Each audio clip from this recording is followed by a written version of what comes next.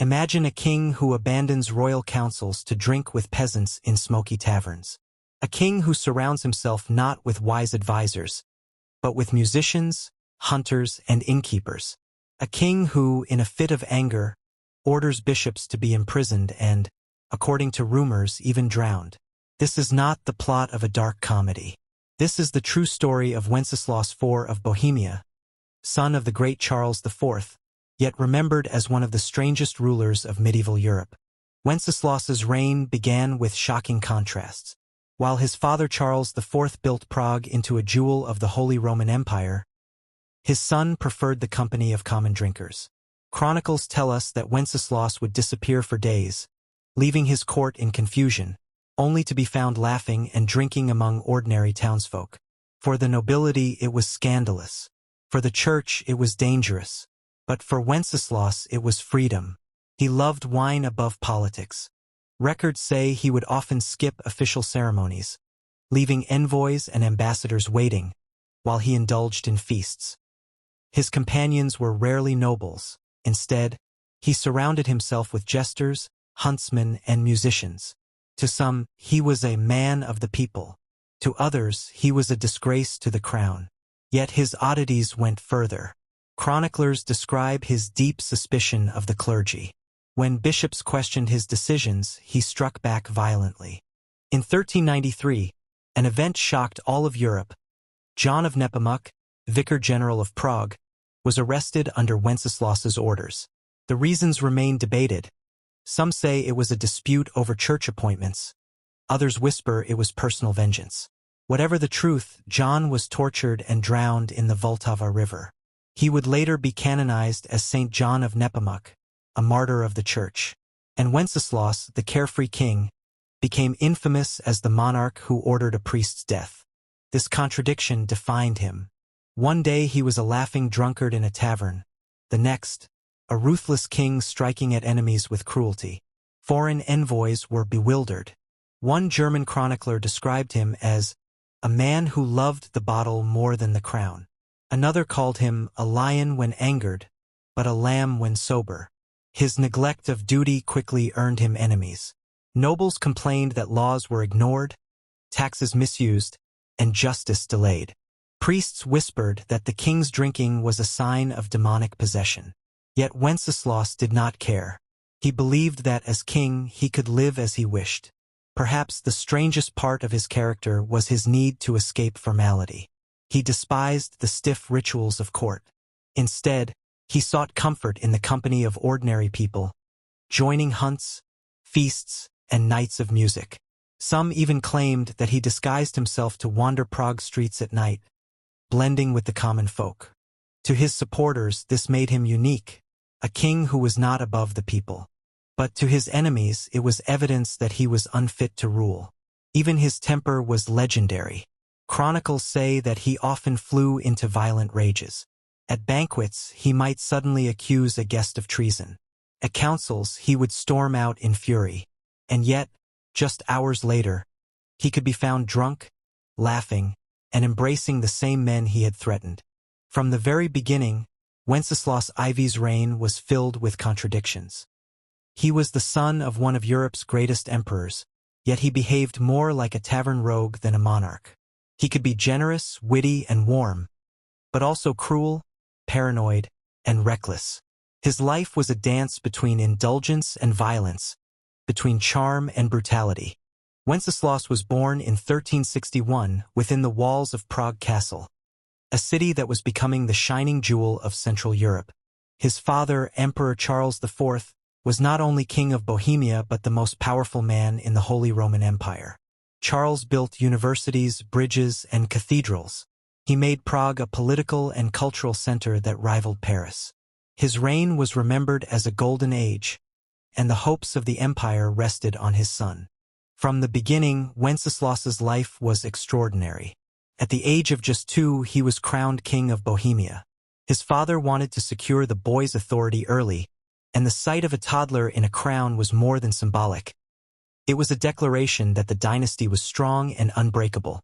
By 15, Wenceslaus was elected king of the Romans, heir to the imperial throne.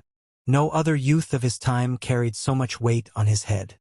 He wore titles that were supposed to prepare him for greatness, yet behind the scenes, the young prince was far less impressive. Charles IV gave his son the best teachers and surrounded him with advisors, but Wenceslaus was never drawn to studies or politics. While his father spent hours in council, Wenceslaus preferred games, hunts, and the company of entertainers. Chroniclers wrote that he enjoyed music, laughter, and feasting far more than lessons on diplomacy. For Charles, this was a warning sign, but he believed time and responsibility would shape his son. When Charles died in 1378, the empire mourned. Europe lost one of its most capable rulers. Wenceslaus was just 17, suddenly burdened with crowns too heavy for his shoulders. The boy who once smiled in jester's company was now expected to carry the destiny of the empire. For a brief moment, hope lingered that he would rise to the challenge. But very soon the cracks became clear. Wenceslaus inherited his father's lands but not his father's discipline. While Charles had been a builder, Wenceslaus showed little interest in statecraft. He left important matters unresolved, skipped councils, and ignored envoys who traveled from faraway courts. Stories spread of the young king sneaking away from the palace to join feasts in the city, drinking with commoners until dawn. Nobles whispered that the crown had fallen on a man who wore it like a costume rather than a calling. The contrast between father and son grew starker each year. Charles had been admired as wise, just, and devout. Wenceslaus was seen as careless, indulgent, and reckless.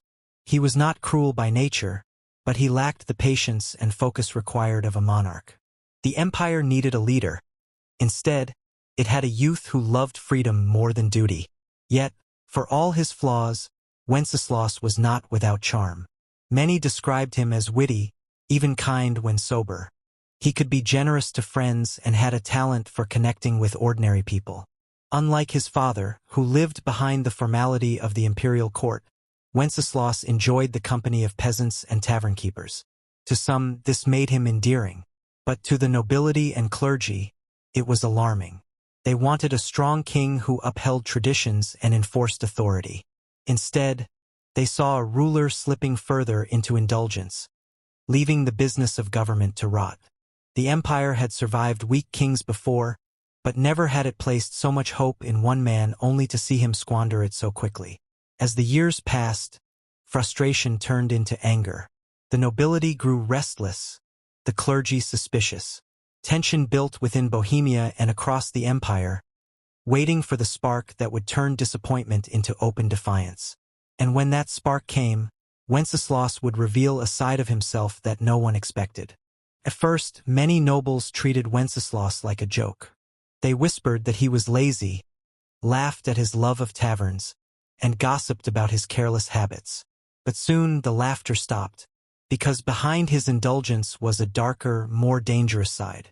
When challenged, Wenceslaus could explode with sudden cruelty, turning his crown into a weapon of fear. The most infamous case came in 1393 with John of Nepomuk, the vicar general of Prague. Wenceslaus demanded influence over church appointments, and when John refused to obey, the king's anger burned out of control. Chroniclers disagree on details. Some say the conflict was about the appointment of an abbot. Others claim John refused to reveal the queen's confessions. But the outcome is undisputed. John was seized, brutally tortured, and thrown into the Vltava River. He drowned beneath the stone arches of Prague, and in time, he would be canonized as Saint John of Nepomuk, a martyr of the church. For Wenceslaus, it was another act of defiance. For his enemies, it was proof that the king was dangerous. And this was not the only instance of violence. Bishops who opposed him were often dragged from their palaces, humiliated, and locked away in foul dungeons. Nobles who spoke against him could lose their lands, their freedom, or even their lives. The king who once drank with peasants in taverns could, in a heartbeat, turn into a tyrant. His temper was unpredictable. At feasts, he sometimes accused guests of treason, shouting so fiercely that courtiers trembled. One moment he laughed with friends, the next he was ordering arrests. Chroniclers describe his reign as one of fear, where even those closest to him never knew if they would be favored or condemned. Foreign envoys carried disturbing reports back to their courts. They described a ruler who could not be trusted, a monarch as unstable as he was indulgent. German princes began to see him not just as a careless king, but as a threat to the empire's stability. In their eyes, his unpredictability was more dangerous than his drinking. An absent monarch could be replaced, but a reckless one could drag everyone into ruin. Even within Bohemia, support eroded. The nobility had tolerated his eccentricities when they thought he was harmless. Now they realized his moods could destroy them. The clergy, already wary, spread whispers that his behavior was the work of demons or divine punishment. Fear replaced amusement, and discontent grew stronger with every year. What made Wenceslaus even more unnerving was the contradiction at his core. He was not a cold-blooded tyrant in the traditional sense. He could be warm, generous, even affectionate with those he trusted. But that very warmth made his sudden bursts of violence all the more terrifying. He was a king of extremes, laughing in taverns one day, imprisoning bishops the next. This unstable pattern left his kingdom in chaos.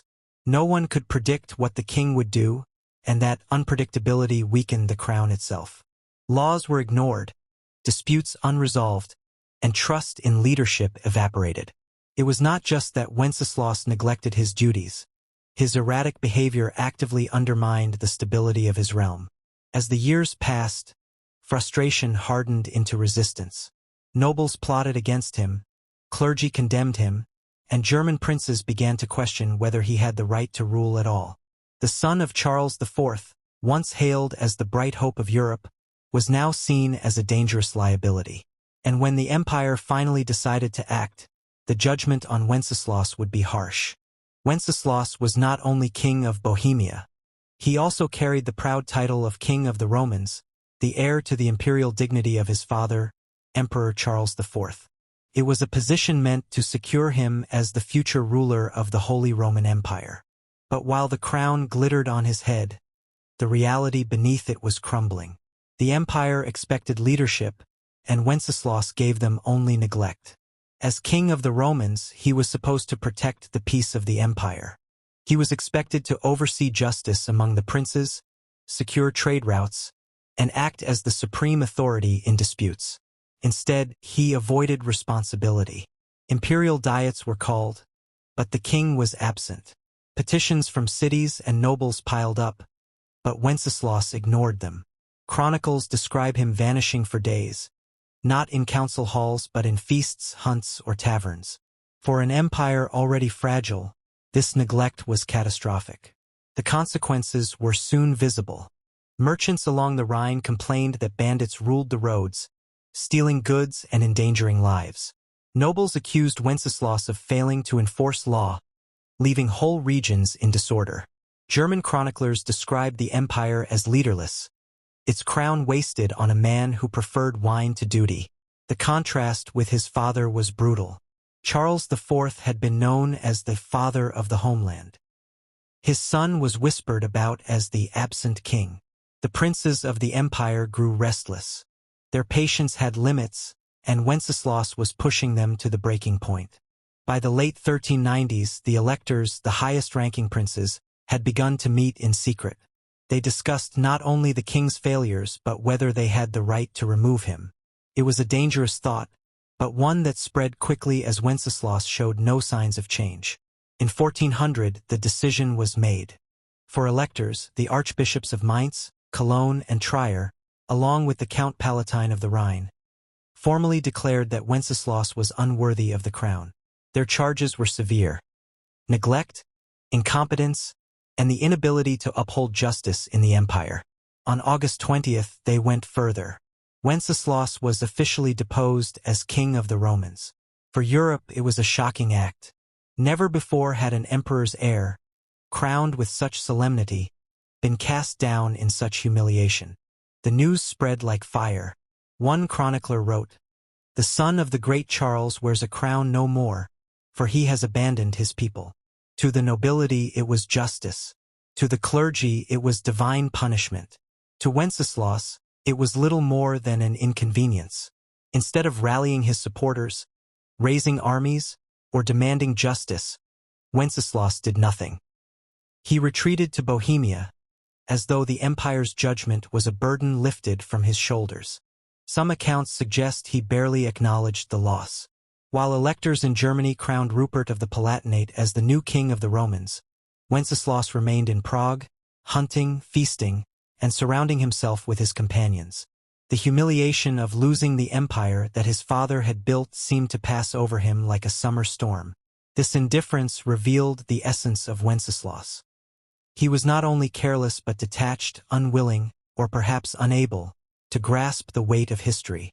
Where other rulers would have fought tooth and nail to defend their legacy, he simply turned away. His crown of the Romans, once a symbol of supreme authority, became nothing more than a forgotten ornament. The fall of Wenceslaus as emperor was not just a personal defeat. It was a blow to the prestige of Bohemia itself. The kingdom that had once stood at the heart of the empire now found itself weakened, its king mocked as a failure across Europe. Nobles in Prague watched with despair, realizing that their ruler no longer commanded respect abroad and barely maintained control at home. Yet, Wenceslaus seemed almost relieved to be rid of imperial duties. In losing one crown, he retreated more deeply into the pleasures and escapes that had always tempted him. But his withdrawal came at a cost. With the empire slipping from his hands, he locked himself within his castles, hiding from a world that no longer believed in him. And so, stripped of the glory his father had left him, Wenceslaus turned inward. His reign entered its strangest phase yet, an isolated king, surrounded not by nobles and statesmen, but by hunters, jesters, and drinking companions, while his kingdom slid toward chaos. After losing the imperial crown, Wenceslaus withdrew even further into his private world. The humiliation that would have driven other rulers into desperate action seemed to push him instead into retreat. His life became one of isolation, not in the sense of being alone, but in surrounding himself only with those who fueled his habits: hunters, musicians, and drinking companions. The court of Bohemia transformed into something closer to a permanent feast than a center of government. Karlstein Castle, once built by his father as a fortress to guard the crown jewels, became a symbol of Wenceslaus's reign. Its walls, strong and unyielding, stood proudly above the countryside. But inside, the king was detached from reality. Chronicles describe long days filled with wine, music echoing through the halls, and the king indulging in pleasure while the scrolls of state business lay unopened on his tables. Envoys who traveled to Prague to discuss matters of law or trade often returned frustrated. They found the king distant, distracted, or unwilling to engage. Some never even met him, dismissed by his attendants with excuses that he was unwell, when in truth he was lost in feasting. Nobles complained openly that justice had vanished from Bohemia, that petitions went unanswered, and that disputes were ignored. The sense of order his father had built was crumbling. But Wenceslaus was not simply indifferent, he was unpredictable. Chroniclers write of moments when his paranoia surfaced. At times, he distrusted his closest servants, accusing them of plots or betrayal. In his drunken rages, he might imprison nobles on suspicion alone, only to release them later as if nothing had happened. The combination of indulgence and sudden bursts of cruelty left his realm uneasy, never sure what their king might do next. Meanwhile, outside the castle walls, pressure was building. A new voice was rising in Prague, one that would shake the foundations of Europe: Jan Hus. This fiery preacher called for reform in the church, condemning corruption and greed. His sermons, delivered in the Bethlehem chapel, drew thousands. Commoners and nobles alike began to see him as a prophet of truth. The church denounced him, but his movement grew stronger, fueled by the sense that justice in Bohemia was collapsing under Wenceslaus's rule. The divide in the kingdom deepened. On one side were the reformers, inspired by Hus and his message of renewal. On the other stood the defenders of the old order, clinging to the authority of Rome and the traditional church. Tensions spread from Prague into the countryside, creating a nation on the edge of explosion. And through it all, Wenceslaus remained passive. He made no effort to resolve the conflict, no attempt to lead his people. Foreign observers were astonished. They compared him constantly to his father, Charles IV. The father had been called a builder of bridges, literally and symbolically. The son was seen as a man who built only walls, hiding behind them while the world outside burned. One chronicler wrote bitterly, "The father was the son of the empire. The son is a shadow." Even among those who once supported him, patience wore thin. Nobles muttered in council chambers that their king was no king at all. Priests condemned him from pulpits as a man unworthy of his throne. Yet Wenceslaus did nothing to silence them. He seemed resigned to drift further into idleness, as though detachment itself had become his refuge. But history does not allow kings to disappear. In the summer of 1419, anger burst into violence. Reformers in Prague, emboldened by Huss's teaching and enraged by corruption, stormed the new town hall. Officials were seized and thrown from the windows in the infamous First Defenestration of Prague. It was not just a riot. It was the spark of revolution, the beginning of the Hussite Wars. News of the uprising reached Wenceslaus in his retreat. For years he had ignored the growing storm. Now it crashed upon his kingdom with fire and fury.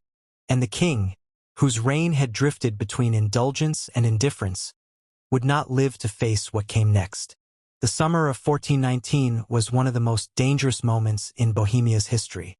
The city of Prague was trembling with anger after years of corruption, injustice, and silence from the throne.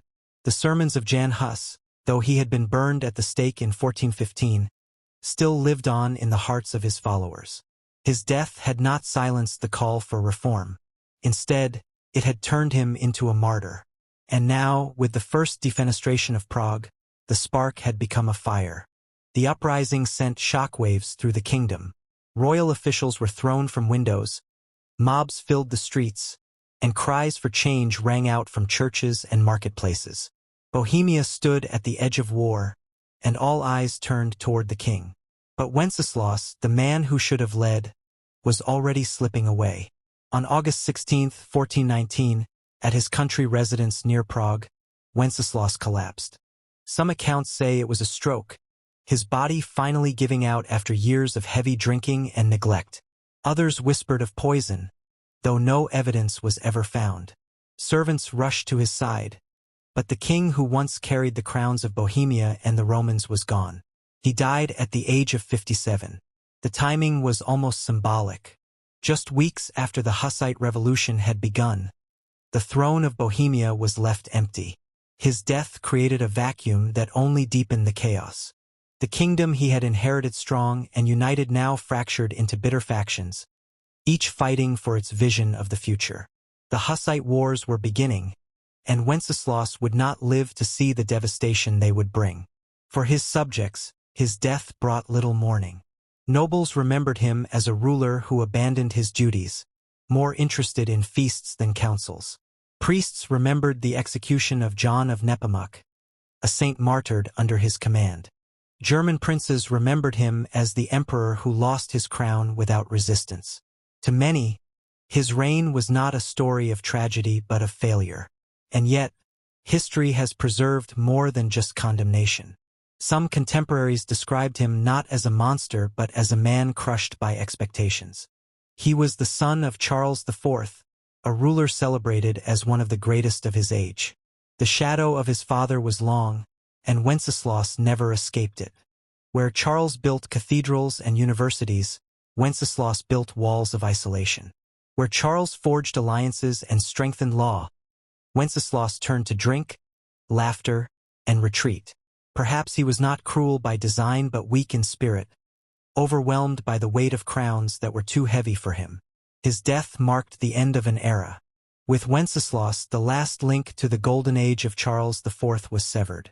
The stability his father had built collapsed into revolution. Bohemia would spend decades in blood and fire, torn apart by Hussite wars that reshaped not only the kingdom but all of Central Europe.